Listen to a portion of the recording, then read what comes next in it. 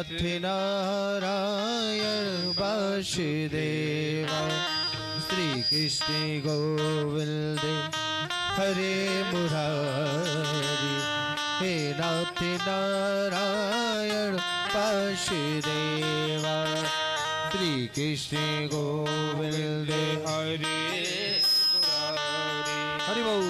हे नाथ नारायण वासुदेवा हे नाथ नारायण वासुदेव हे नाथ नारायण वासुदेवा हे नाथ नारायण वासुदेव हे नाथ नारायण वासुदेवा हे लक्ष्मी नारायण वासुदेव श्री कृष्ण गोविंद हरे मुरारी हे नाथ नारायण वासुदेवा। आप लोग भी तालियों का स्वागत कर दें।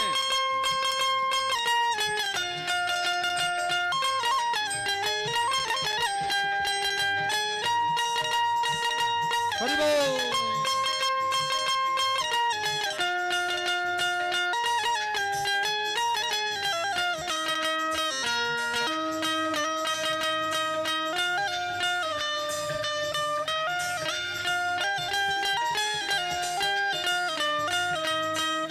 पितमाते स्वामी सखा हमारे पितमाते स्वामी सखा हमारे पितमाते स्वामी सखा हमारे पितमाते स्वामी सखा हमारे हे नाथ नारायण वासुदेवा कृष्ण गोविंद हरे मुरारी हे नाथ नारायण वासुदेवा श्री कृष्ण गोविंद हरे मुरारी हे नाथ नारायण वासुदेवा श्री कृष्ण गोविंद हरे मुरारी हे नाथ नारायण वासुदेवा। सभी लोग करतल ध्वनि से भगवान का संकीर्तन करते हुए और कहते हुए राधे कृष्णा राधे कृष्णा राधे कृष्णा राधे राधे राधे कृष्णा राधे कृष्णा राधे कृष्णा राधे कृष्णा राधे कृष्णा राधे राधे राधे कृष्णा राधे राधे कृष्णा राधे कृष्णा राधे कृष्णा राधे राधे राधे कृष्णा राधे राधे कृष्णा राधे कृष्णा राधे कृष्णा राधे राधे राधे कृष्णा राधे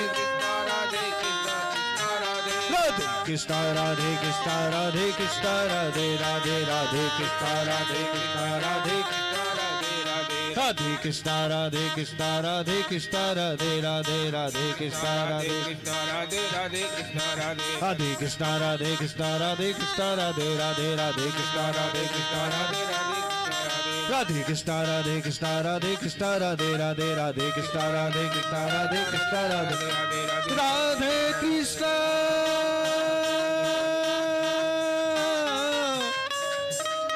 राधे कृष्णा हरे हरे राधे कृष्णा हरे हरे। बोलिए श्री बांके बिहारी लाल की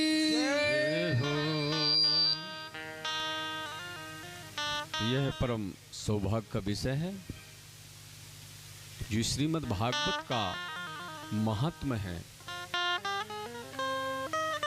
आज हम और आप महात्म्य की कथा श्रवण करेंगे।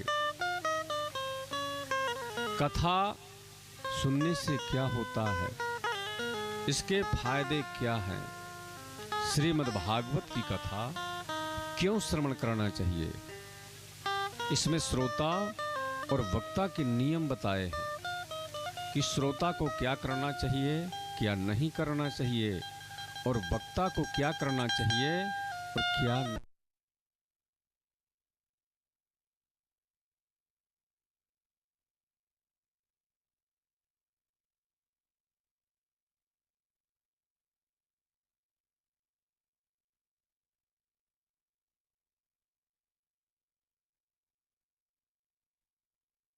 जाए तो हम तो जब ही उसका सम्मान करेंगे जब उसके व्यक्तित्व को जान लेंगे, और जब तक उसके व्यक्तित्व के बारे में हमें पता नहीं होगा तो उसका सम्मान कैसे करेंगे। इसी प्रकार जो ये श्रीमद् भागवत है इसको जान लेने लायक है। तो सबसे पहले ये जो श्रीमद् भागवत की कथा है तो कहाँ पे हुई थी? नैमिषारण्य की पावन भूमि में। सबसे पहले तो आज से आपका जो ये झारद्वारी हनुमान जी महाराज का स्थान है तो ये नैमिषारण्य पावन भूमि बन गया। यहाँ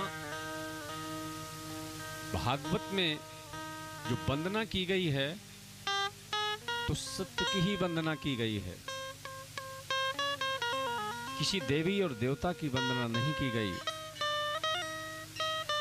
कि सच्चिदानंद रूपाय विश्वोत्पत्त्यादि हेतवे तापत्रय विनाशाय श्रीकृष्णाय वयं नुमः, श्रीकृष्णाय वयं नुमः। यहाँ जो वंदना की गई है कि सच्चिदानंद रूपाय विश्वोत्पत्त्यादि हेतवे तापत्रय विनाशाय श्रीकृष्णाय वयं नुमः। तो भगवान का स्वरूप कैसा है?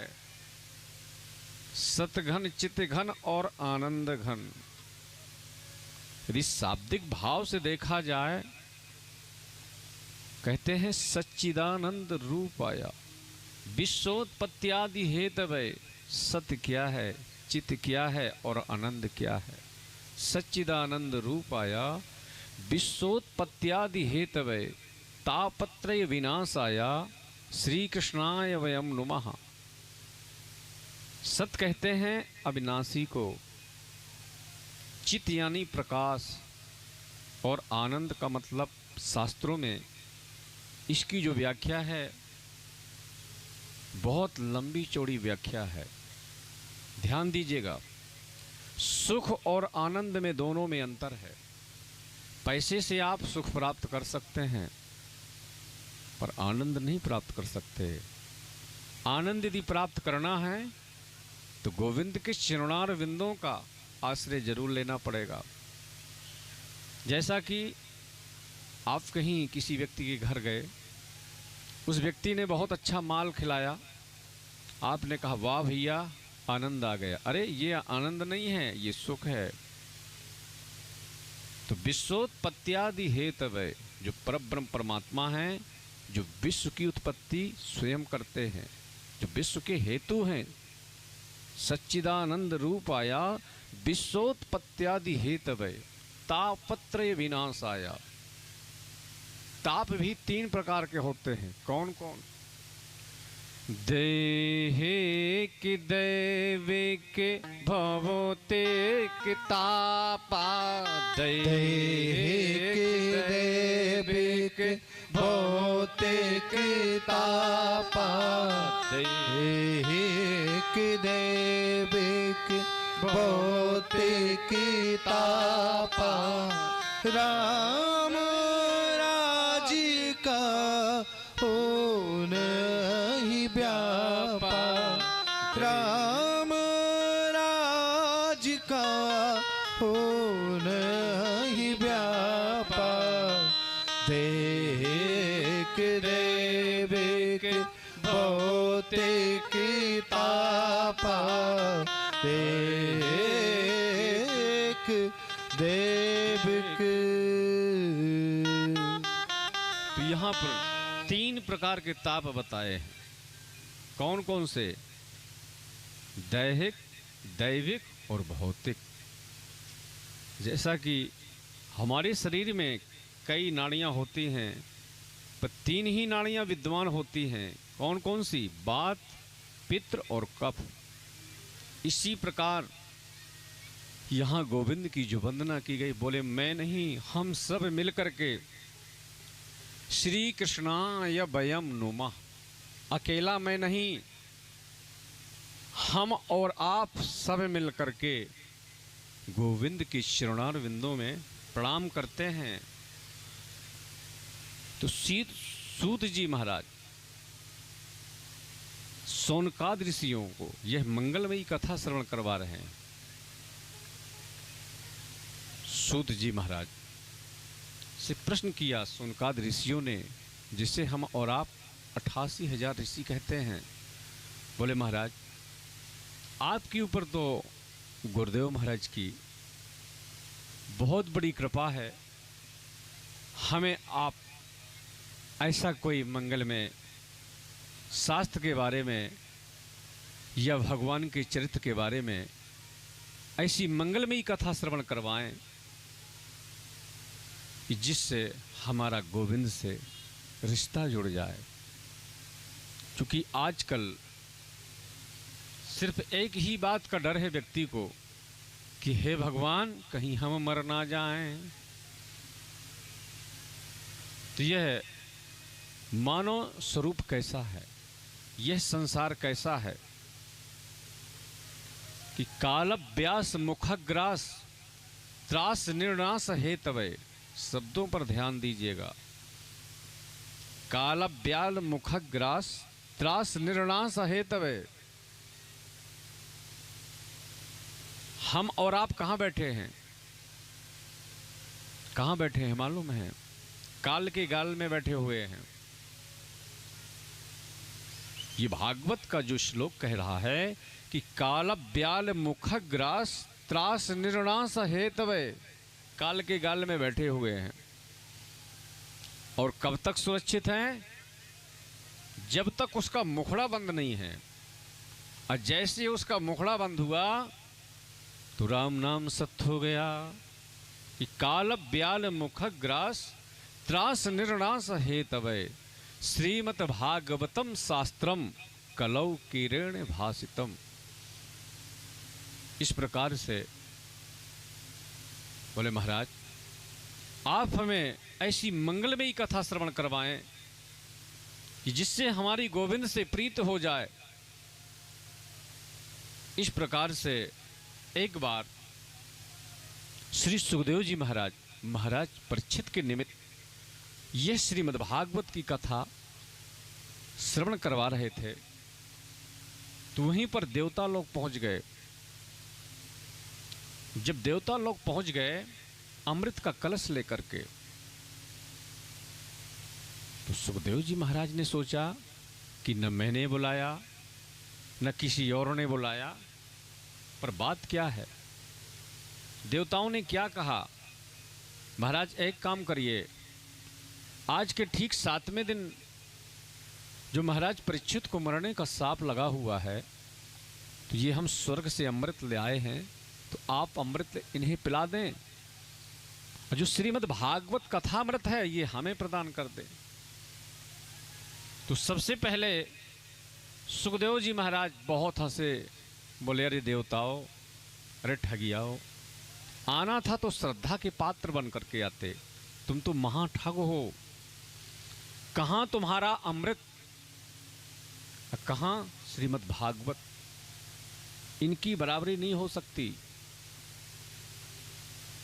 कहाँ तुम्हारा अमृत कांच, कहाँ मेरी श्रीमद् भागवत मणि। इस प्रकार से जब देवताओं को भगा दिया, बोले मैं तुम्हें अपना श्रीमद् भागवत प्रदान नहीं करूंगा। तो जितने भी देवता हैं सब ब्रह्मा जी के पास गए।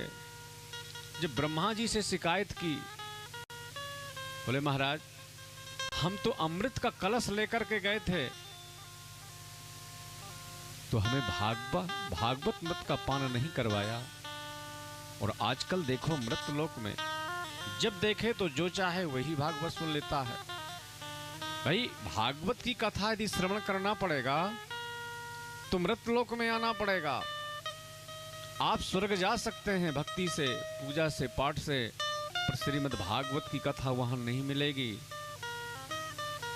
इस प्रकार से ब्रह्मा जी ने कहा चिंता करने की कोई बात नहीं है, पहले देख लो कि परीक्षित का क्या होता है। कि राज्ञो मोक्षम तथा वीच पुराधातापि विस्मिताः सत्त्वलोके तुलं बद्ध्वा तुलयत साधनां यजः। राज्ञो मोक्षम तथा वीच। ब्रह्मा जी ने कहा चिंता करने की कोई बात नहीं है। एक तरफ जितने भी शास्त्र थे, समस्त शास्त्रों को एक तराजू पर रखा। तराजू तो आप लोग जानते होंगे ना, कि नहीं जानते हैं? तराजू से जिससे, तो तराजू पे एक तरफ समस्त शास्त्रों को रखा और एक तरफ मात्र श्रीमद् भागवत को रखा। तो जितने भी शास्त्र थे, जब तराजू को उठाया तो जितने भी शास्त्र रखे थे जिस पड़ले में, तो वह पड़ला ऊपर का ऊपर रह गया, पर जो श्रीमद् भागवत का पड़ला था वो नीचे रह गया। तब बोले कि यह जो श्रीमद् भागवत है यह कोई पोथी नहीं है, यह कोई किताब नहीं है। तेने यम बांगमयी मूर्ति, यह भगवान श्री कृष्ण का बांगमय विग्रह है। आप इसे पोथी मत समझें, इसे किताब मत समझें, यह साक्षात ठाकुर जी विराजमान हैं। इस प्रकार से जब यहां आश्चर्यचकित हो गए देवता कि बताइए हम तो अमृत का कलश लेकर के गए, पर हमें भागवत की कथा श्रवण करने के लिए नहीं मिली। तो सूत जी महाराज से प्रश्न किया कि महाराज ये सुनने की जो विधि है, जो परंपरा है, ध्यान दीजिएगा चूंकि महात्मा की कथा चल रही है, ये जो सुनने की विधि है, जो सुनने की परंपरा है, ये कैसे महाराज? सबसे पहले इस श्रीमद् भागवत की कथा किसने श्रवण की थी? सबसे पहले किसने श्रवण की थी श्रीमद् भागवत की कथा? तब यहां पर ऋषियों ने बताया कि सबसे पहले श्रीमद् भागवत की जो कथा है, तो यहां नारद जी महाराज ने श्रवण की थी। बोले महाराज हमने तो सुना है कि जो ये नारद जी हैं तो 2 घड़ी से ज्यादा कहीं टिकते नहीं, तो 7 दिन बैठ करके श्रीमद् भागवत की कथा कैसे श्रवण कर ली? जरा विस्तार पूर्वक बताने की कृपा करें। कि एकिदाहि विशालायां चत्वारि ऋषियो मलाः सत्संगार्थं समायाता तादृशस्तत्र नारदम्। एक समय की बात है, विशालापुरी बद्रीनाथ धाम। बद्रीनाथ धाम नाम क्यों पड़ा जानते हैं आप? बद्रीनाथ नाम है भगवान का, पर वहां विशाल नाम के राजा रहते थे, तो उन्हीं के द्वारा नाम पड़ गया बद्री विशाल।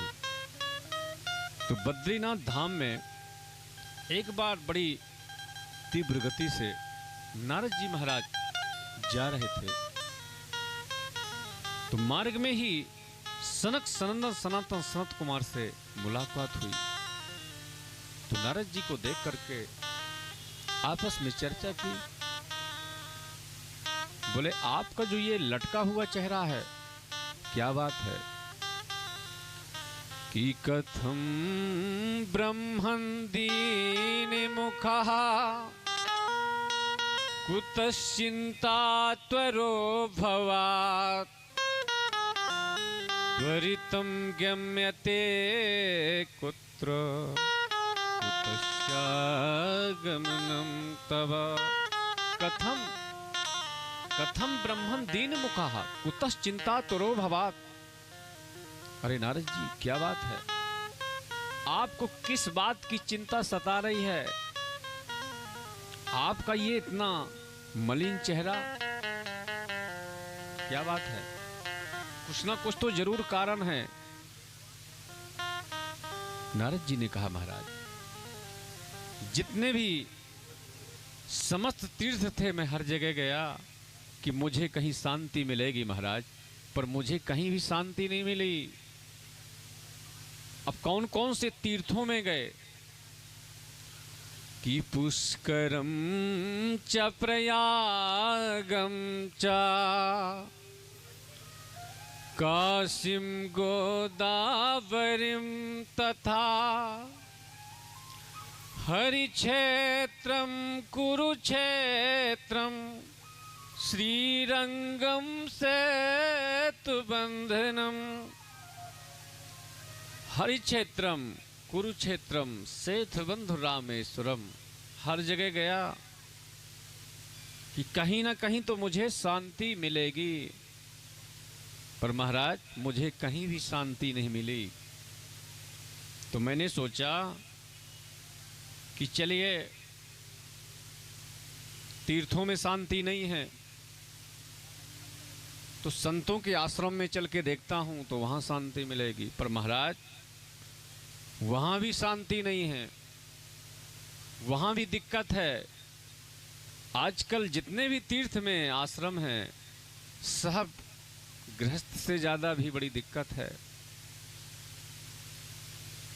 क्योंकि सबसे पहले संत किसे माना जाता था? जो जितना ज्यादा भजनानंदी होता था। पर आज सबसे ज्यादा दुनिया का आकर्षण कब होगा? जब महाराज जी को 2-4 देशों की यात्रा का सर्टिफिकेट मिल जाएगा और सबसे ज्यादा वैभव संपन्न होंगे, तब दुनिया की नजर उसमें पड़ेगी। पर महाराज मैंने एक चीज और देखी, आप लोगों ने भी देखा होगा। बोले ये बंगला किसका है? बोले त्यागी जी महाराज का। ये बाल बच्चे किसके खेल रहे हैं? बोले ब्रह्मचारी जी महाराज के। इतना ज्यादा शोरगुल कहां से हो रहा है? बोले मौनी महाराज जी की यहां से। तो महाराज ये दशा तो संतों की है। अब व्यक्ति जाए तो जाए कहां? तो मैंने सोचा कि चलिए गृहस्थों के यहां देख लेता हूं। ना तो तीर्थों में शांति मिली, ना तो संतों के यहां मुझे शांति मिली, तो चलिए गृहस्थों के यहां देख लेते हैं, गृहस्थों के यहां शांति मिल सकती है। तो गृहस्थों के यहां क्या देखा कि तरुणी प्रभुता गेहे श्याल को बुद्धिदायिका कन्या विकृणो लोभा दंपति नाम च कल्कनम। तो वहां भी दिक्कत है महाराज। कहते हैं तरुणी प्रभुता गेहे श्याल को बुद्धिदायिका। तरुणी माने नौ युवन, प्रभुता गेहे। अब घर में किसकी चलती है? नई बहुओं की, नौ युवन। तरुणी प्रभुता गेहे श्याल को बुद्धिदाय कहा। जब पहले कोई भी कार्य व्यक्ति करता था तो बड़े बुजुर्गों से सलाह लेता था, पर आजकल ऐसा नहीं रहा। ये मत सोचिएगा भागवत में लिखा है जो भागवत में लिखा है मैं आप लोगों को वही श्रवण करवाऊंगा 7 दिन। ऐसा नहीं कि मैं इधर उधर की बात करके चला जाऊं। ये भागवत में श्लोक लिखा है। पहले जब कोई भी आयोजन होता था घर में, परिवार में, समाज में, तो जो बड़े बुजुर्ग कहते थे उनकी बातों का मान होता था। पर आजकल ऐसा नहीं है। तरुणी प्रभुता गे है श्याल को बुद्धिदाय कहा। अब सलाह किससे ली जाती है? साले साहब से। और तो और महाराज, आजकल मैंने देखा है कि कन्याओं का क्रय और विक्रय हो रहा है। पहले व्यक्ति अपनी बच्ची की शादी करने जाता था तो सबसे पहले समाज देखता था, परिवार देखता था। पर आजकल ऐसा कुछ नहीं है। जहां रुपया पट गया, पैसा पट गया, संबंध बन गए। आजकल उन्हीं रिश्तों में आए दिन खलबली मची रहती है।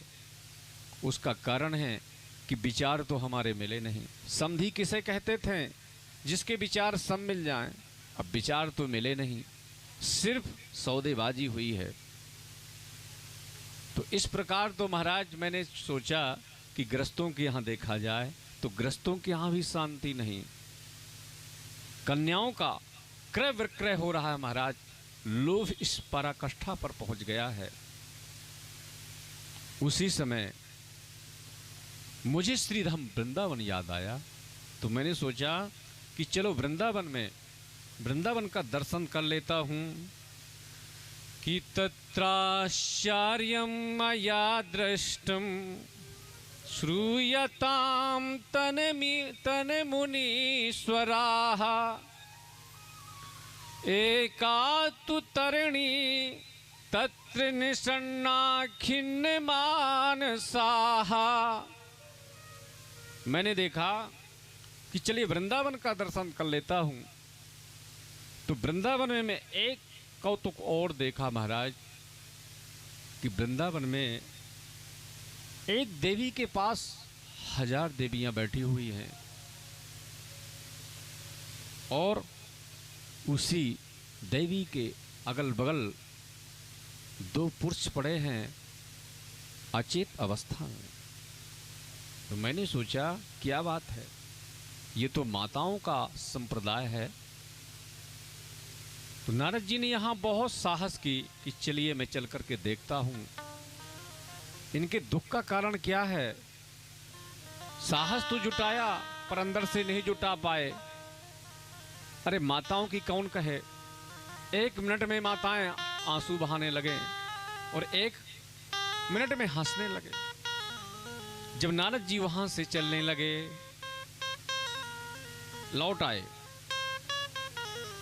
कि भो भो साधु क्षणं तिष्ठ मचिन्तामपि नाशय दर्शनं तविलोकस्य सर्वथापहरं परम। भो भो साधु क्षणं तिष्ठ। महाराज जी कहाँ भागे जा रहे हैं, रुकियो तो सही। नारद जी वहां ठहर गए। कहां से आ रहे हैं महाराज, कहां भागे जा रहे हैं, अरे जरा रुकिए तो। तब नारद जी ने वहां विस्तार से पूछा कि आपका परिचय क्या है। वद देवी सविस्तारम स्वस्य दुखस्य कारणम। देवी आप अपने दुख का कारण मुझे बताएं, आप दुखी क्यों हैं, क्या नाम है आपका। तो भक्ति ने अपना परिचय दिया कि अहम भक्ति रीति ख्याता इमो में तनियो मतो ज्ञानी वैराग्य नामानो काल योगे निर्जरो। अहम माने मैं, अहम भक्ति रीति ख्याता इमो में तनियो मतो। महाराज मेरा नाम भक्ति है, मुझे ही भक्ति के नाम से जाना जाता है। पर समय की विडंबना देखो महाराज, कि कहाँ मैं नवयुवन संपन्न और मेरे जो पुत्र हैं ये अचेतन अवस्था में पड़े हैं। नारद जी ने कहा, अच्छा इतनी सी बात को लेकर के आप चिंतित हैं। भक्ति ने कहा, आप कुछ भी हो प्रयास करें, यदि शायद मेरी यही स्थिति रही तो इस वृंदावन को छोड़ करके मैं अन्यत्र चली जाऊंगी। इदम स्थानम परित्यज्य विदेशो गम्यते था, मैं विदेश चली जाऊंगी। तो नारद जी ने कहा, माँ आप इसके लिए बिल्कुल चिंता मत करें, मैं इसके लिए जरूर प्रयास करूंगा, आप वृंदावन में रहिए। तो नारद जी की खूब महिमा गाई भक्ति मैया ने कि महाराज मैंने तो ये सुना है कि कयाधु नंदन ध्रुव जी महाराज जो ध्रुव तारा के नाम से आज भी चमकते हैं, किसकी कृपा से? आपकी कृपा से। इस प्रकार से नारद जी से जब प्रश्न किया तो नारद जी ने यहां सतत प्रयास किया, चारों वेदों को सही सही सुना दिया और गीता पाठेर मुहुर मुहुर, बार बार श्रीमद् भागवत गीता का भी पाठ किया। तो छोटी सी तो तंद्रा आई और फिर ज्यों के त्यों। नारद जी ने कहा, क्या बात है, मैंने तो सब कुछ सुना दिया पर कोई भी मतलब नहीं निकला। ज्ञान प्रबुद्धताम शीघ्रम रे प्रबुद्धताम शीघ्रम, ज्ञान स्वस्थ हो, वैराग स्वस्थ हो। इस प्रकार से जब कोई भी मतलब नहीं निकला, नारद जी वहां से चले। एक आकाशवाणी हुई,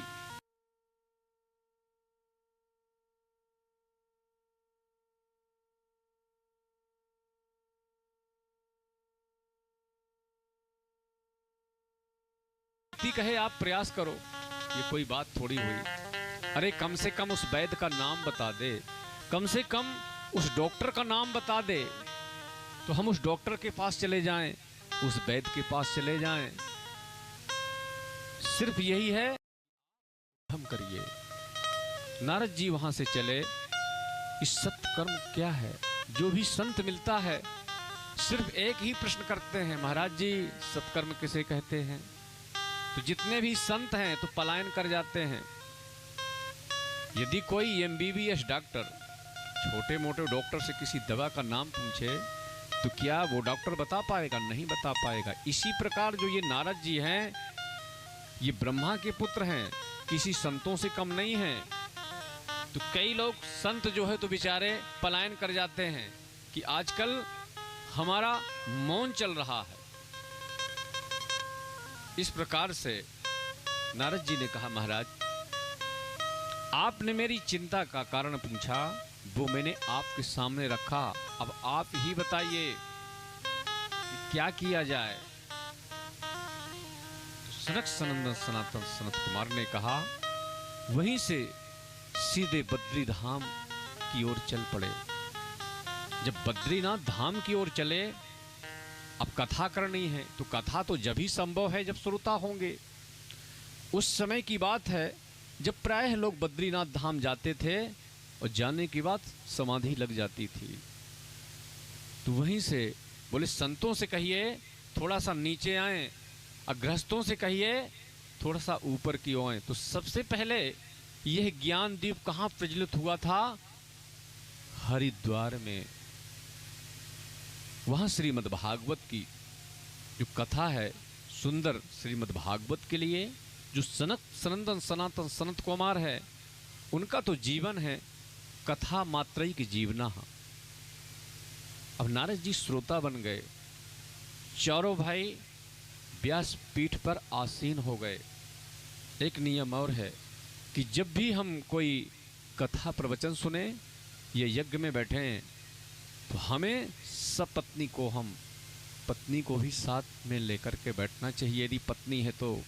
अब नारद जी बेचारे विरक्त हैं, पत्नी तो है नहीं, तो कहाँ से पत्नी लेकर के आए?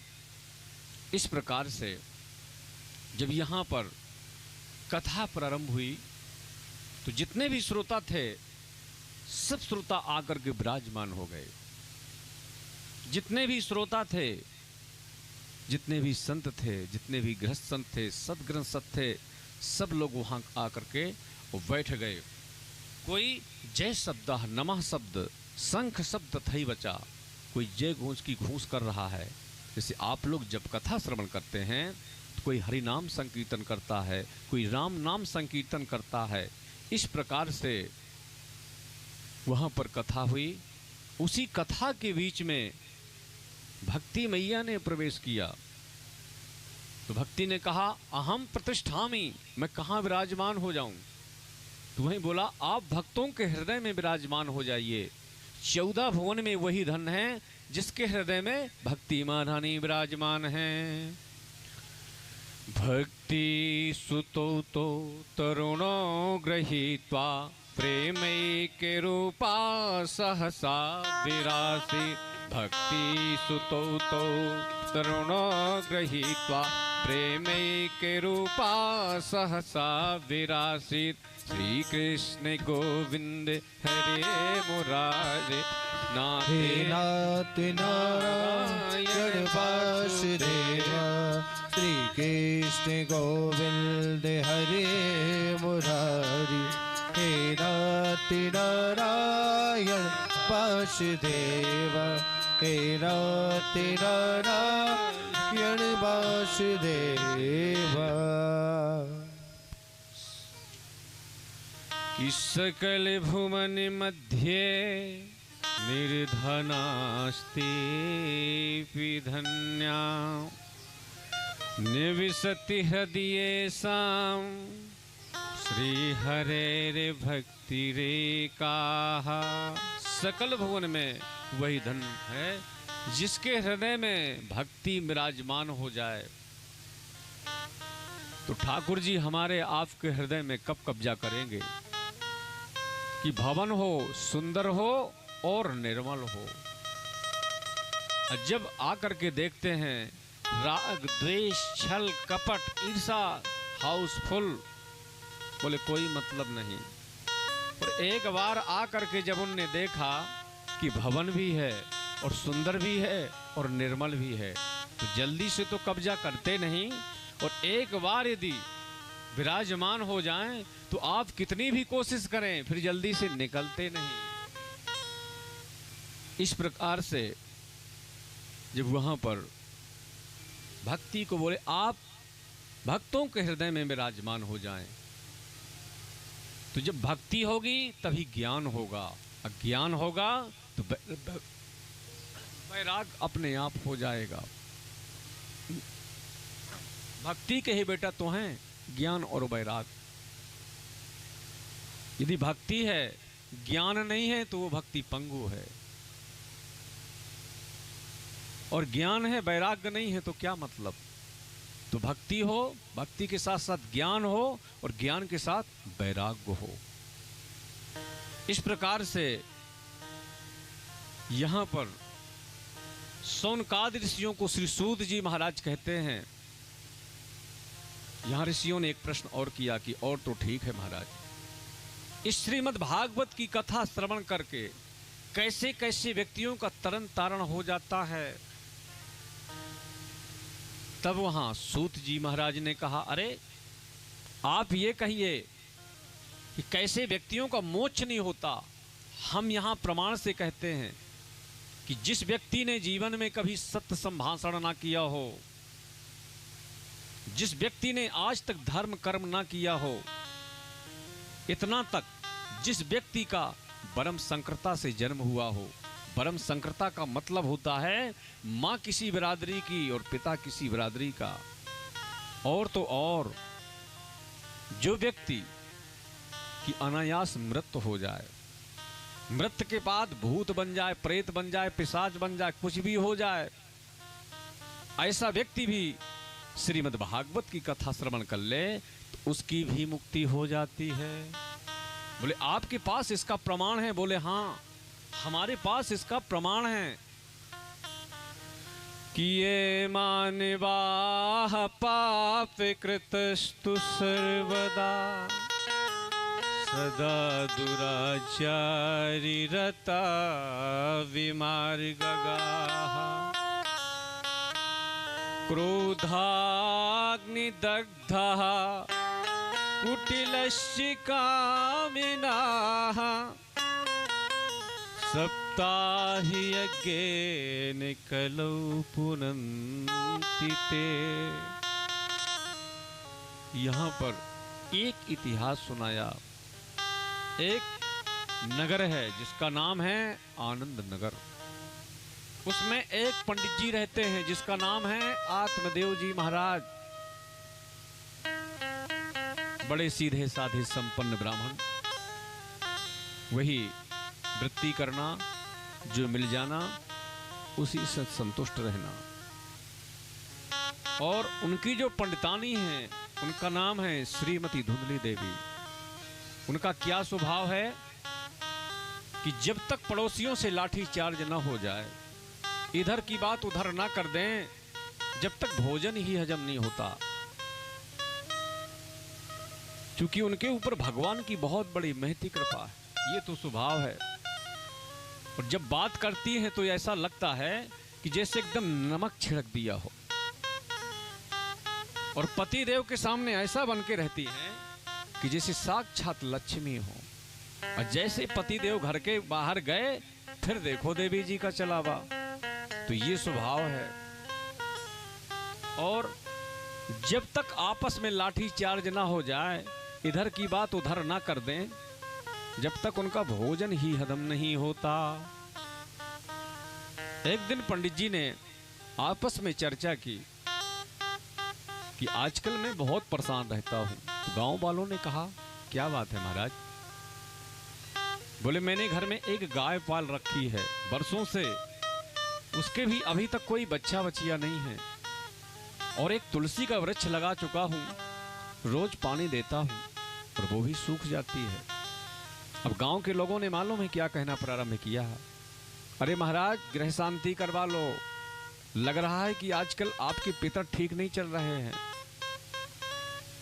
पंडित जी बेचारे सीधे साधे, पंडित जी वहां से अपने गृह का त्याग किया। गृहम त्यक्त्वा वनम गतः, अपने गृह का त्याग करके अब वन के लिए चले गए।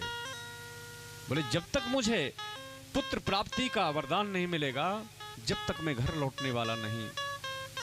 एक सरोवर में बैठे बैठे पंडित जी रोदन कर रहे थे। वहीं से एक महात्मा जी निकल पड़े। महात्मा जी ने सोचा, हो सकता है हमारे प्रभु के लिए रो रहा हो। तो महात्मा जी ने पूछा कि कथम रोदसी विप्रा त्वं काते चिंता बलीयसी वदत्वं सत्वरं मह्यां स्वस्य दुःखस्य कारणम्। कथम रोदसी विप्रा, अरे ब्राह्मण क्यों रो रहे हो, क्या बात है? ब्राह्मण ने संत जी के चरणों में गिर के कहा, महाराज और तो घर में खाने पीने के लिए सब कुछ भरा पड़ा है, पर महाराज एक बेटा हो जाता तो कितना अच्छा रहता। संत जी ने कहा, रे मैं तो सोच रहा था ये मेरे प्रभु के लिए रो रहा होगा, पर ये बेटे के लिए रो रहा है। संत ने बहुत समझाया, अरे क्या करोगे बेटा लेकर के, किसको सुख मिला बेटा से, छोड़ो भगवान का भजन करो। पंडित जी ने कहा, महाराज जो आप मुझे प्रवचन सुना रहे हैं, मैं भी पढ़ा लिखा हूँ, इस प्रकार के प्रवचन तो मैं भी खूब सुना लेता हूँ, पर मुझे कुछ भी हो जाए आप पुत्र प्राप्ति का वरदान दें। कि मुंचा ज्ञानम प्रजारूपा बलिष्ठा कर्मणो गति है। कि विवेकम तु समास्याद् त्यज्य संसार वासिनम। अरे पंडित जी छोड़ो, मालूम है तुम्हें राजा सगर के 60,000 पुत्र थे, पीढ़ियां लग गईं तरन तारण करने में। छोड़ो, आपने महात्मा अंग का नाम सुना होगा, उनका पुत्र था बैन, कितना नास्तिक निकला। बहुत समझाया बोले कुछ भी हो महाराज, मुझे तो आप पुत्र प्राप्ति का वरदान दें। जब तक मुझे पुत्र प्राप्ति का वरदान नहीं मिलेगा, जब तक मैं यहां से लौट करके जाने वाला नहीं हूं। संत जी समझ गए कि अब तो इसे बेटे का भूत सवार है, ये नहीं मानने वाला। संत जी ने कहा कि सप्त जन्मावधि तव पुत्रो नैव च पुत्रो नैवा। अरे पंडित जी, एक जन्म की क्या बात करते हो?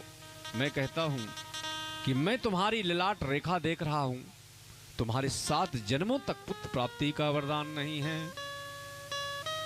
वहीं पंडित जी चरणों में गिरे, बोले महाराज, मैं तो इस जन्म की बात कर रहा था, आपने तो मेरा 7 गुना टेंशन और बढ़ाया महाराज। अब तो कुछ भी हो, मुझे प्राप्ति का वरदान दें।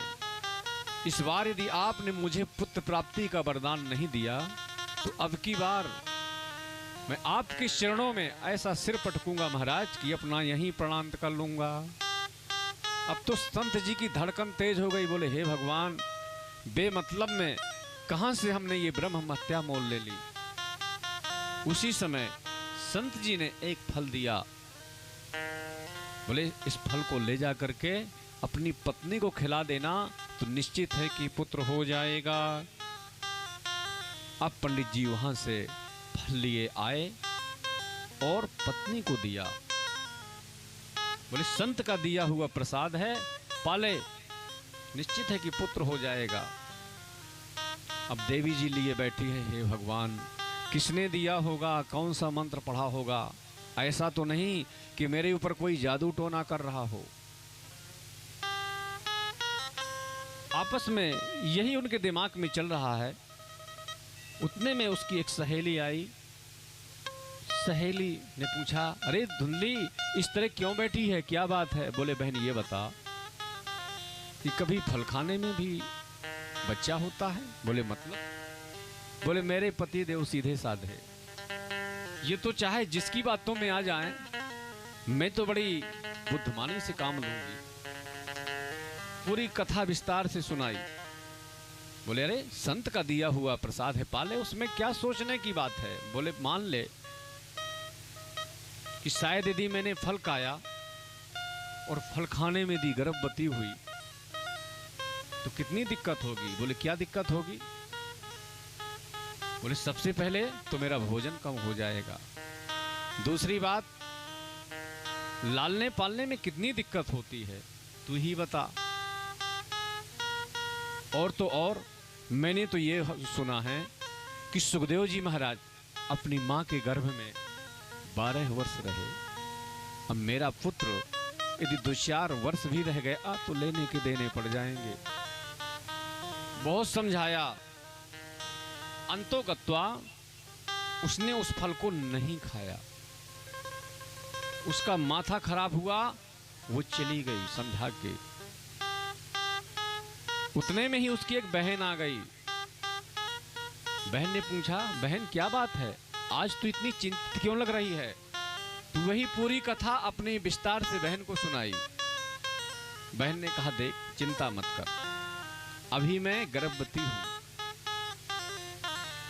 तो थोड़ा सा धन दे देना, तो मैं अपने पति देव का मुख बंद कर दूंगी और मैं तुझे पुत्र लाके प्रदान कर दूंगी। बोले ठीक है।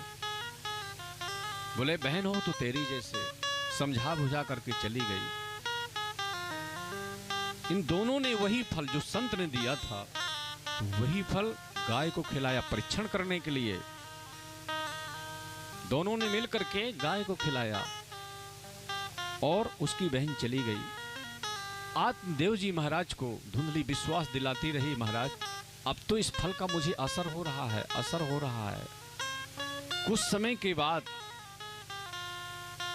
ठीक जब 9वां महीना प्रारंभ हुआ, तो जिस गाय को दोनों ने मिलकर के फल खिलाया था, उसी ने एक सुंदर पुत्र को जन्म दिया। कि सर्वांग सुंदरम दिव्यम निर्मलम कनक प्रभाम।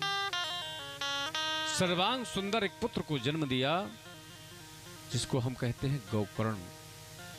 पूरी आकृति जो है तो मानव की तरह कान थोड़ा सा बड़े हैं। इस प्रकार से रात्रि में ही जब उसकी बहन के बेटा हुआ तो रात्रि में ही धुंधली को प्रदान करके वो चली गई। उसने कहा महाराज मुझे भी पुत्र हुआ है, ये किसी को विदित नहीं हुआ। धुंधली ने रोने का नाटक किया, बोले महाराज पुत्र तो हुआ है पर मेरे स्तनों में दूध नहीं निकलता, पर मुझे ये पता है कि मेरी बहन के भी बेटा हुआ है, उसका बेटा खत्म हो गया है, तो इस बालक के लालन पालन के लिए क्यों ना बुला लिया जाए बहन को। यहां पर आत्मदेव जी महाराज ने कहा जैसी तुम्हारी इच्छा। ठीक नाम ही सोच रहे थे आत्मदेव जी महाराज कि मेरा नाम आत्मदेव है तो मैं अपने बेटे का नाम परमात्मा देव रखूंगा। तो वहीं धुंधली खड़ी हो गई, बोले मेरा नाम धुंधली तो मेरे बेटे का नाम धुंधकारी। इस प्रकार से यहाँ ख्याति तो दोनों ने प्राप्त की, एक हुआ कुख्यात, एक हुआ विख्यात। गोकर्ण जी महाराज जिस रास्ते से निकलते हैं तो जितने भी लोग मिलते हैं चरणान वंदन करते हैं, और धुंधकारी जिस रास्ते से निकलता है तो लोग अपने घर का तारा लगा देते हैं। क्योंकि धुंधकारी जो है बच्चों के यदि खेलता पा जाता है तो कुएं में फेंक देता है, किसी के घर में आग लगा देता है। पंडित जी ने सोचा हे भगवान यदि बालक ना होता तो कितना अच्छा रहता। एक दिन आत्मदेव जी महाराज की मन स्थिति को गोकर्ण जी महाराज ने पढ़ा। बोले पिताजी आजकल कुछ आप चिंतित नजर आ रहे हैं, क्या बात है, कौन सी चिंता सता रही है। क्योंकि गोकर्ण जी महाराज भी अपने पूज्य पिता को आत्मदेव को पिताजी ही कहते थे।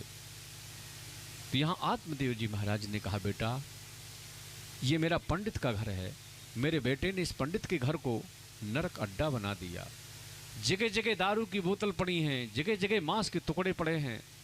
कोई भी बात करता हूं तो यही कहता है आप क्या जानिए, चुप रहिए। आत्मदेव जी महाराज ने कहा बेटा अब तो लगता है कि इस घर में मैं एक सेकंड भी ना रुकूं। यहां गोकर्ण जी महाराज ने कहा पिताजी इस संसार में कोई सुखी नहीं है, आप जंगल में जाएंगे वन में जाएंगे तो क्या मिलेगा। यहां आत्मदेव जी महाराज को श्री गोकर्ण जी महाराज ने कहा पिताजी दो प्रकार की रस्सियां हैं, अहमता और ममता, जो हम और आप के जीवन में कि देहेस्तिमांसि रुधिरे अभमतिम त्यजत्वम जाया सुतादिषु सदा ममुतां विमुञ्च पश्यानिशं जगिदिदं क्षणभङ्गिनिष्ठं वैराग्यरागिरसिको भवभक्तिनिष्ठः धर्मं भजस्व सततं त्यज्य लोकधर्मां सेवस्य साधुपुरुषं जहि कामतृष्णाम् अन्यस्य दोषगुणचिन्तनमाशु मुक्त्वा सेवा कथा रसिमहो नितराम प्यवत्वाम। पिताजी क्या बात करते हैं आप, वन में जाने के बाद कौन सुखी हुआ कौन नहीं सुखी हुआ। ये जो अपना मानव शरीर है ये 5 तत्व से बना है, चाहे चींटी हो चाहे हाथी हो चाहे कुछ भी हो। पर इस संसार में यदि आप सुख की कामना करें तो शायद है कि कोई सुखी नहीं है। कि चले रे हंसा अमरी लोक को कोई नहीं तेरा है, जग वालों का हुआ सवेरा यहाँ अंधेरा है। इस संसार में कोई सुखी नहीं है। किसके बारे में आप कहें, ऐसी कल्पना करना बिल्कुल गलत बात है। आत्मदेव जी महाराज वन के लिए प्रस्थान कर गए। अब यहां धुंधकारी का पूरा साम्राज्य हो गया। मां को पीटने लगा, बोले बोल धन कहाँ है, तिजोरी की चाबी पिताजी तुझे दे के गए होंगे। मां ने कहा बेटा घर में बचे ही क्या है, तू तो सब कुछ बाजार में बेच आया। बोले जल्दी बता, नहीं तो मैं जलती हुई लकड़ी से मारूंगा। आत्मदेव जी महाराज वन के लिए चले गए और धुंधली दरवाजे में एक अंधकुआं था, वहां गिर करके प्राणांत हो गया। अब यहां पर गोकर्ण जी ने सोचा कि हो सकता है अब हमारा ही नंबर हो। बोले पिताजी वन के लिए चले गए, मैया सिधार गई, अब हमारा भी नंबर है तो हम क्यों चक्कर में फंसे। तो गोकर्ण जी महाराज तीर्थयाटन के लिए निकल गए। अब तो धुंधकारी ने यहां 5-5 वैश्यों को रख लिया, 5 गड़काओं को रखा। चोरी करने लगा, डकैती डालने लगा। एक दिन गड़काओं ने कहा अरे ये चोरी करता है, डकैती करता है, तो निश्चित है एक न एक दिन पकड़ा जाएगा, और जिस दिन ये पकड़ा गया तो निश्चित है कि हमारी भी पिटाई होगी, तो क्यों ना इसे ठिकाने लगा दिया जाए। तो वहीं पर सोते हुए धुंधकारी को उन्हीं गड़काओं ने रस्सी का फंदा लगाया, और रस्सी का फंदा लगा करके जब धुंधकारी की मृत्यु हुई तो आग के अंगार उसके मुख में डाला। जब उसका प्राणांत हुआ तो वहीं गड्ढा खोद करके दफना करके और आगे बढ़ गई। जब यह समाचार गोकर्ण जी महाराज को पता लगा तो गोकर्ण जी महाराज ने गया में जाकर के और पिंडदान किया, जिसको कहते हैं श्राद्ध की। जब तीर्थ करके गोकर्ण जी महाराज आए तो गोकर्ण जी महाराज ने सोचा कि यही तो आत्मदेव जी महाराज का महल है, इसी महल में मैं विश्राम कर लूंगा, और यदि मैं बस्ती में जाऊंगा तो लोगों को मेरे स्वागत में दिक्कत होगी, रात्रि का समय है। जैसे गोकर्ण जी महाराज ने आराम करना चाहा तो कहीं भेड़ की आवाज, कहीं हाथी की आवाज, कहीं रोने की आवाज। तो गोकर्ण जी महाराज ने सोचा रे मैं ये आत्मदेव जी महाराज के महल में क्या देख रहा हूं। तो जैसे गोकर्ण जी महाराज ने संज्ञा मात्रम चका रहा, जैसे गोकर्ण जी महाराज ने हाथ में जल लेकर के जो जोर का छींटा मारा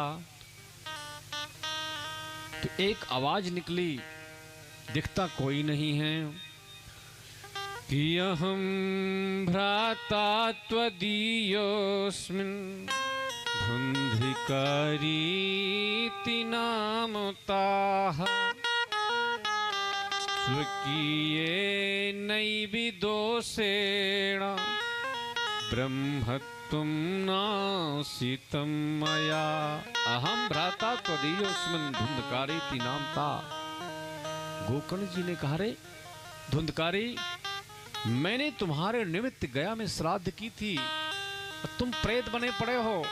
बोले भैया एक श्राद्ध नहीं, आप 1000 श्राद्ध कर दें, मैं उच्च कोटि का प्रेत हूं, मेरी ऐसी मुक्ति होने वाली नहीं है। अब तो यहां गोकर्ण जी महाराज चक्कर में पड़ गए, अब क्या किया जाए। सभी संतों से पूछा, विप्रों से पूछा, जब कोई निर्णय नहीं हुआ तब वहां पर गोकर्ण जी महाराज ने अपने तपो और बल से भगवान भुवन भास्कर सूर्य का रथ रोक दिया। तो भगवान सूर्य ने कहा श्रीमद् भागवतान मुक्ति ही सप्ताहम वाचनम कुरु।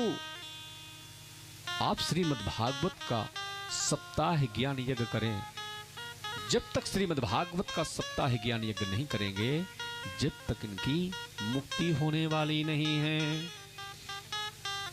उसी समय आषाढ़ मास में श्री गोकर्ण जी महाराज ने सुंदर श्रीमद् भागवत का भव्य आयोजन किया, और धुंधकारी के निमित्त यह कथा सबसे पहले आषाढ़ मास में हुई थी। वहीं पर सुंदर व्यास पीठ बनाई और सामने 3 आसन डाले, एक ज्ञान के लिए, एक वैराग के लिए, एक भक्ति के लिए। वहीं स्वरम एक बांस का बगीचा लगा था, क्योंकि धुंधकारी आसन पे तो बैठ नहीं सकता था। तो जब सुंदर ये भव्य आयोजन हुआ तो वहीं धुंधकारी भी कथा को श्रवण कर रहा था। तो जैसे पहले दिन कथा हुई, एक ग्रंथि चटक गई, दूसरे दिन कथा हुई तो दूसरी ग्रंथि, तीसरे दिन इस प्रकार करते करते सातों दिन में 7 ग्रंथि चटक गई। जब 7 ग्रंथि चटक गई तो वहां पर यही धुंधकारी स्वर्ण रूप में परिणत हो गया और श्रीमद् भागवत की सुंदर महिमा गाने लगा कि धन्या भागवती वार्ता प्रीति पीड़ा विनाशिनी सप्ताहोऽपि तथा धन्या कृष्णलोक फल प्रदा। जय हो भागवत की महिमा, धन्य उस भागवत की महिमा कि मुझ जैसे पापी प्रेत को पावन पुनीत बना दिया। जब भागवत को प्रणाम किया तो जितने भी श्रोता थे सब उदास हो गए। गोकर्ण जी महाराज ने कहा क्या बात है? बोले कथा तो हमने आपने सबने सुनी, पर मात्र ये विमान धुंधकारी के निमित्त क्यों आया, हमारे लिए क्यों नहीं? तो कथा के सुनने में कभी कभी भेद होता है, उसी प्रकार फल में भेद होता है। जिसके मानसिक कनेक्शन ज्यादा मेरी तरफ होंगे तो ज्यादा समझ में आएगा। यदि मानसिक कनेक्शन आपके ठीक नहीं है, आप लोग यहाँ बैठे हैं और आपका यदि दिमाग और कहीं है तो कोई मतलब नहीं है, सिर्फ शरीर आपका बैठा हुआ है। इस प्रकार से अब की बार पुनः भव्य आयोजन किया श्रावण मास में। तो जितने भी श्रोता थे अब की बार एकदम एकाग्र मन बैठ गए कि अब की बार हम चूक न जाएं। तो जितने भी श्रोता थे उतने ही विमान आ गए। यहां पर एक प्रश्न और किया। बोले महाराज ये प्रश्न करना चाहता हूं कि सबसे पहले श्रीमद् भागवत की कथा हमें सुननी है। प्रायः लोग ज्यादा पूछते हैं कि महाराज भागवत तो हमें भी श्रवण करना है, पर खर्चा कितना आएगा? इस भागवत में सौनकादिशी नारद जी महाराज को खर्चे के बारे में भी बता रहे हैं कि विवाहे यादृशं वेत्तं तादृशं परिकल्पये। भागवत का जब भी दिव्य भव्य आयोजन करें तो कैसे, जैसे किसी कन्या के विवाह का आयोजन किया जाता है और किसी कन्या के विवाह का कोई व्यक्ति खर्चा पूछे तो क्या कोई व्यक्ति बता सकता है? नहीं बता सकता। कोई छोटे में कोई बड़े में, जितनी जिसके सामर्थ्य हो। क्योंकि प्रायः आजकल लोग ये ज्यादा पूछते हैं कि महाराज भागवत तो हमें भी करवानी है, यदि खर्चा बता देते तो कितना अच्छा रहता। तो यहाँ पर सौनकाद ऋषि श्री सूत जी महाराज को खर्चे के बारे में ही बताते हैं। तो सबसे पहले दिव्य भव्य आयोजन करना चाहिए, सुंदर व्यास पीठ बनाना चाहिए और भागवत में कम से कम 5 विप्राणाम 5 ब्राह्मणों का वर्ण होना चाहिए। तो वहां पर गायत्री मंत्र का जाप होना चाहिए। भागवत का जो द्वादश मंत्र है ओम नमो भगवते वासुदेवाय, उस मंत्र का भी जाप होना चाहिए। और रुद्र कलश, सर्वतोभद्र, 9 ग्रह, घोड़स मात्र का गणेश, कम से कम 5 वेदियों का निर्माण होना चाहिए और सुंदर सभी पीठों का और देवी देवताओं का नित्य आयोजन होना चाहिए और आवाहन होना चाहिए सबसे पहले। और जब भी श्रीमद् भागवत की कथा श्रवण करें तो किसी ज्योतिषी से या किसी दैवज्ञ से इसका सुंदर मुहूर्त निकलवाएं। यदि कोई अनुष्ठान करवाना चाहते हैं तो मुहूर्त की जरूरत है, और निष्काम भाव से यदि आप कथा श्रवण करना चाहते हैं तो कोई अनुष्ठान कोई मुहूर्त की जरूरत नहीं है। सबसे पहले वक्ता का चयन होना चाहिए। वक्ता कैसा हो? सबसे पहले गायत्री संध्या बंधन करने वाला हो, और ब्राह्मण होना चाहिए, और लूला ना हो, लंगड़ा ना हो, कोढ़ी ना हो, और आंख से भी फेल ना हो, ऐसा वक्ता होना चाहिए। किसी प्रकार का खंडित नहीं होना चाहिए। कि विरक्तो वैष्णो विप्रो वेद शास्त्र विशुद्धिकृत दृष्टांत कुशलो धीरो वक्ता कार्योति निष्प्रहा। वक्ता कैसा हो?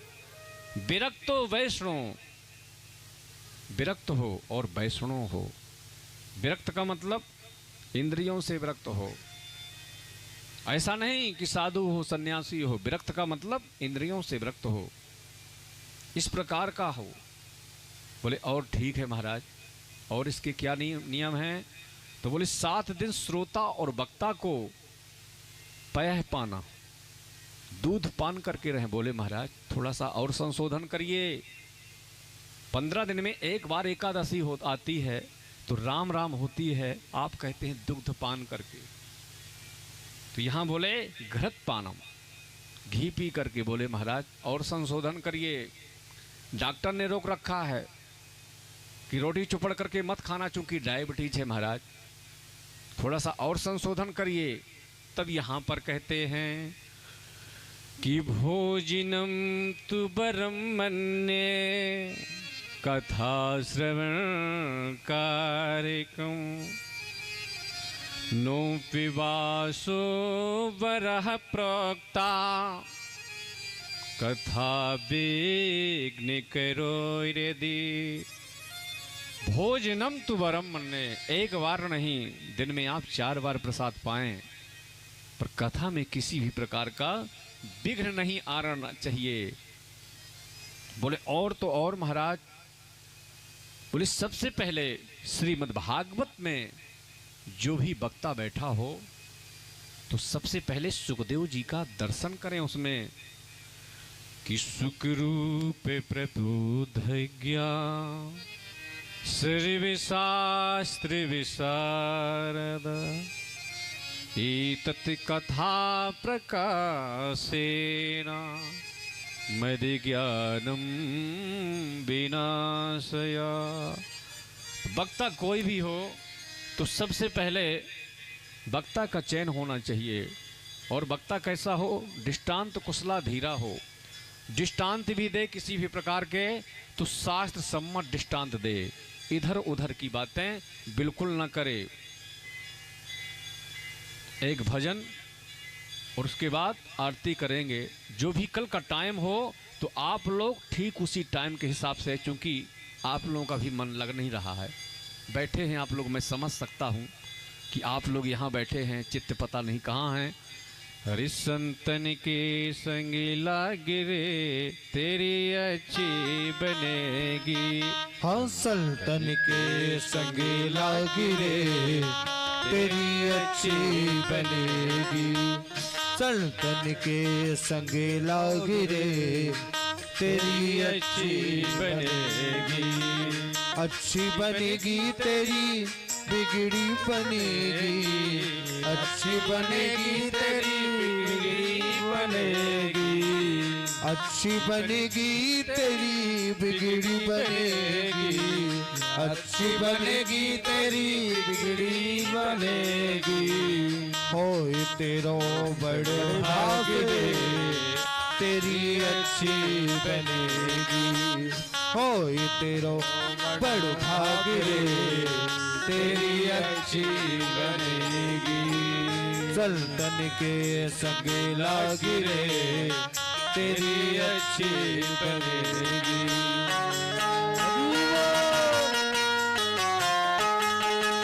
बड़े हाथ से ताली की सेवा करते हुए दोनों हाथ से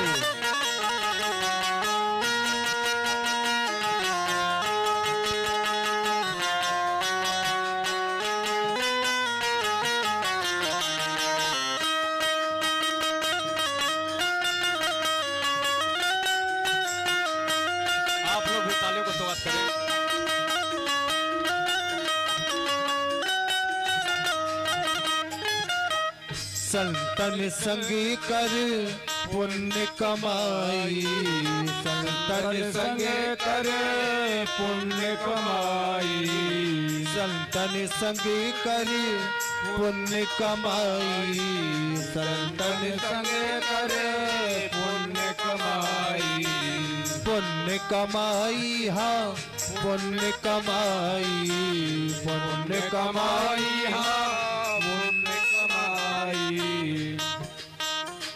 हो मिट जाए और के दागिरे, हाँ मिट जाए और के दागिरे, तेरी अच्छी बनेगी संतन के संग लागिरे, तेरी अच्छी बनेगी संतन के संग लागिरे, तेरी अच्छी बनेगी संतन के संग लागिरे, तेरी अच्छी बनेगी।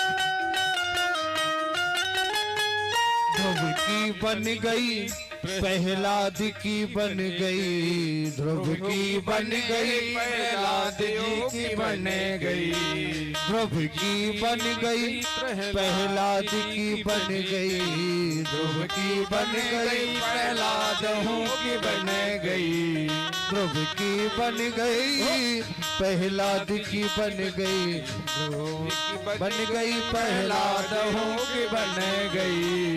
गुरु सुमिरन में, गुरु सुमिरन में जागिरे हो तेरी अच्छी बनेगी, गुरु सुमिरन में लागिरे तेरी अच्छी बनेगी, संतन के संग लागिरे तेरी अच्छी बनेगी, संतन के संग लागिरे तेरी अच्छी बनेगी।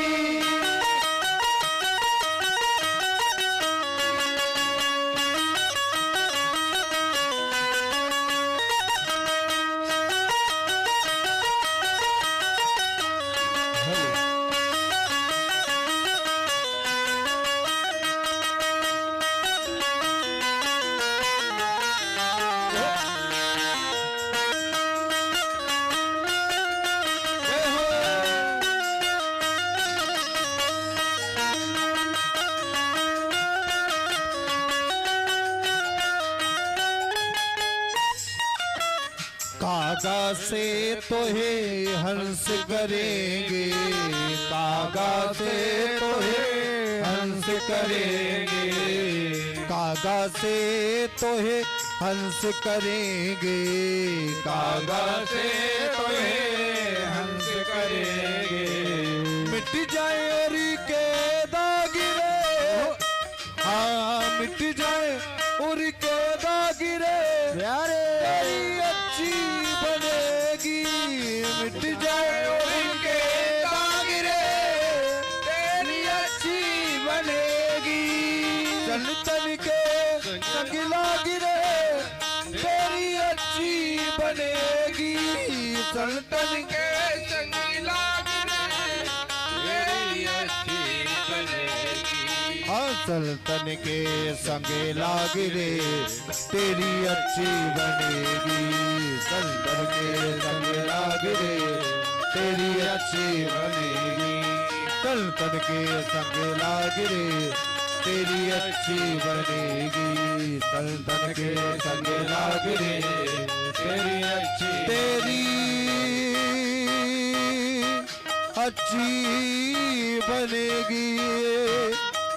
तेरी अच्छी बनेगी, तेरी अच्छी बनेगी। सभी लोग खड़े होकर के बड़े श्रद्धा भाव से भागवत भगवान की आरती का दर्शन लाभ लेंगे। और माइक वाले भैया आवाज बढ़ाओ। ओ भैया माइक वाले भैया आवाज खोलो थोड़ा।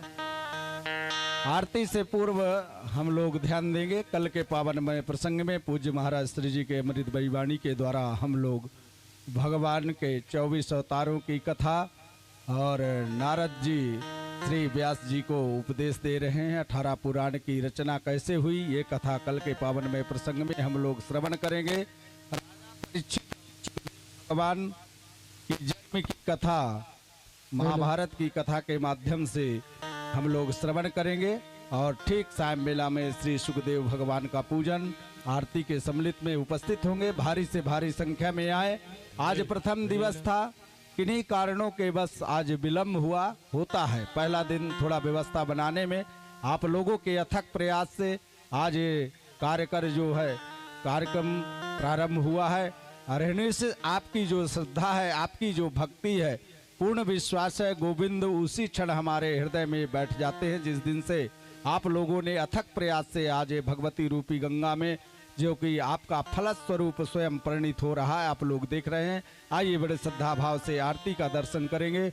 ओम ज्वाला मालिन्ये नमः रत्नेश्वर्यै नमः। ओम चंद्रमा मनसो जातचक्षो सूर्यो अजायत श्रोत्राद्वायुष्य प्राण च मुखादग्निरजाय। श्री भागवत भगवान की है आरती।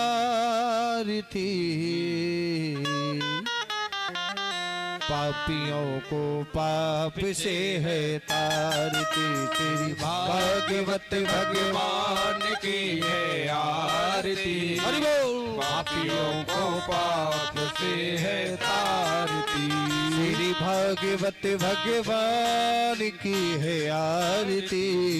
पापियों को पाप से है तारती। तेरी भागवत भगवान की है आरती। पापियों को पाप से है तारती।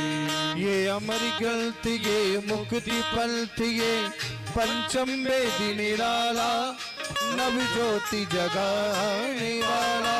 ये अमर ग्रंथ ये मुक्ति पंथ ये पंचम वेद निराला नव ज्योति जगाने वाला। ये अमर ग्रंथ ये मुक्ति पंथ ये पंचम वेद निराला नव ज्योति जगाने वाला। ये अमर ग्रंथ ये मुक्ति पंथ ये पंचम वेद निराला नव ज्योति जगाने वाला। हरि नाम यही हरि धाम यही हरि नाम यही हरि धाम यही हरि नाम यही हरि धाम यही हरि नाम यही हरि धाम यही। जग के मंगल की आरती। पापियों को पाप से है तारती। श्री भागवत भगवान की है आरती। पापियों को पाप से है तारती। श्री भागवत भगवान की है आरती। पापियों को पाप से है तारती। भागवत भगवान की है आरती। पापियों को पाप से है तारती।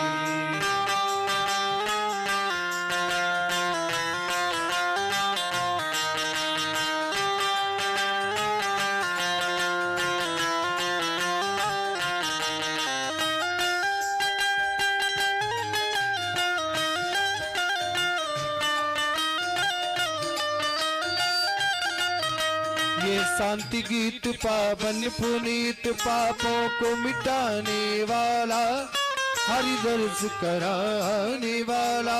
ये शांति गीत पावन पुनीत पापों को मिटाने वाला हरि दर्श कराने वाला। ये शांति गीत पावन पुनीत पापों को मिटाने वाला, हरि दर्श कराने वाला।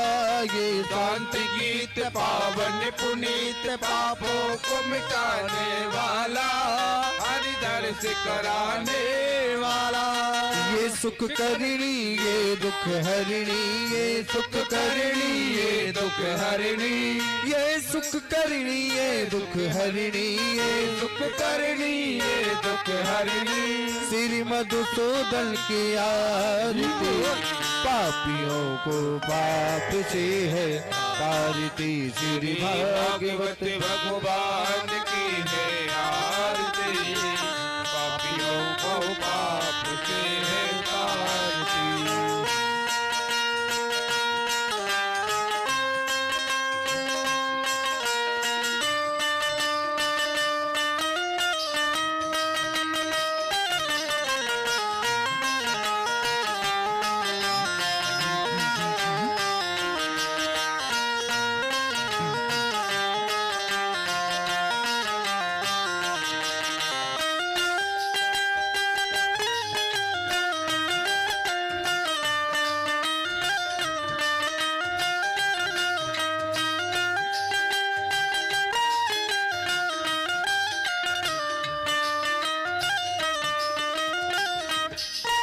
ये मधुर बोल जग पलट खोल, शनि मार्ग बताने वाला, बिगड़ी को बनाने वाला।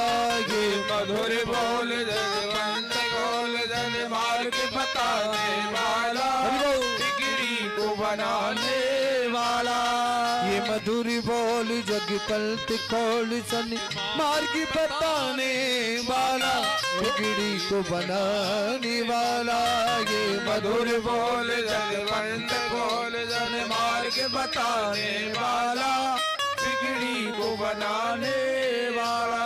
श्री राम यही घनश्याम यही, श्री राम यही घनश्याम यही, सीताराम यही राधे श्याम यही, सीताराम यही राधे श्याम यही। प्रभु के महिमा की आरती, पापियों को पाप से है तारती। श्री भागवत भगवान की है आरती, पापियों को पाप से है तारती।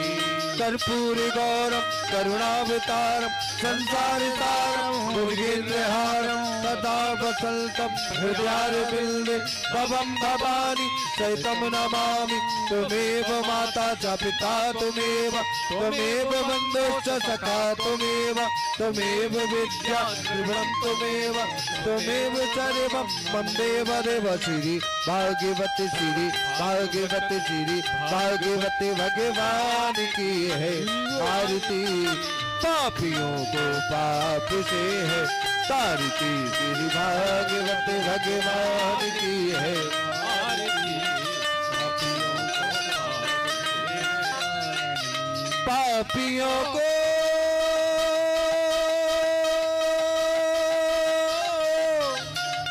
पाप से है तारते। भागवत भगवान की है आरती, भागवत भगवान की है आरती।